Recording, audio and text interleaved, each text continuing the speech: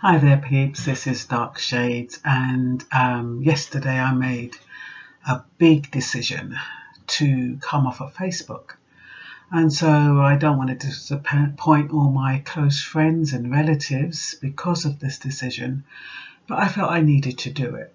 I learned yesterday that Facebook has bought WhatsApp over for 4 million, and you know why that is?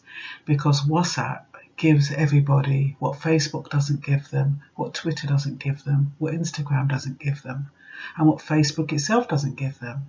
Because number one, you can get free calls around the world. I know you can do that with Facebook, but you can send images around the world. You can do that with Facebook, but what you can't do with Facebook that you can do with WhatsApp is to send musical things with music in them, because with Facebook they will not allow you to share music videos, whereas on Facebook you can. So you've got no restrictions, no obvious restrictions on WhatsApp, and that's what's made it so attractive.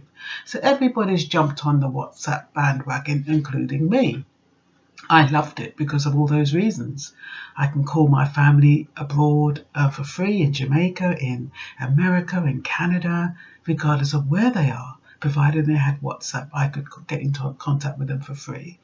And I know by coming off of WhatsApp, I've kind of isolated myself from those people who are not on Facebook.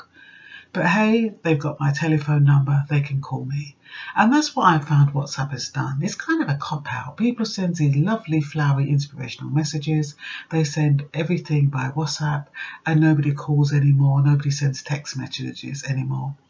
And what I don't like about WhatsApp, and why I've decided, another reason why I've decided to take it down, is because of its monitoring mechanism. You see, with messages, the only way you can know that somebody's read a message is if you've requested a delivery receipt and a read receipt. But when you go on Facebook or WhatsApp, you know, the little light comes up telling everybody you're online. So even if you want to have a quick look, you know, somebody's online and the expectation is that you're going to respond to whatever it is that they've sent you.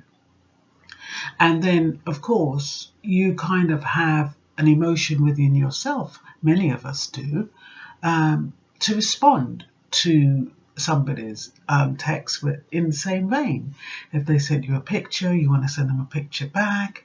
Then you find yourself rummaging through your camera looking for appropriate pictures, and then you look at it and wonder whether or not the image is good enough. Well, that's what I do. I don't just send random images or words or pictures, because when I do things from a sincere place, and because of that it takes up a lot of my time. So if I was one of these unfeeling persons who was does things mechanically or like a robot, then maybe it wouldn't be such an issue. But because I put so much time into what I do, then the way I'm communicating, it kind of becomes a bit burdensome. So I decided to take a break from WhatsApp.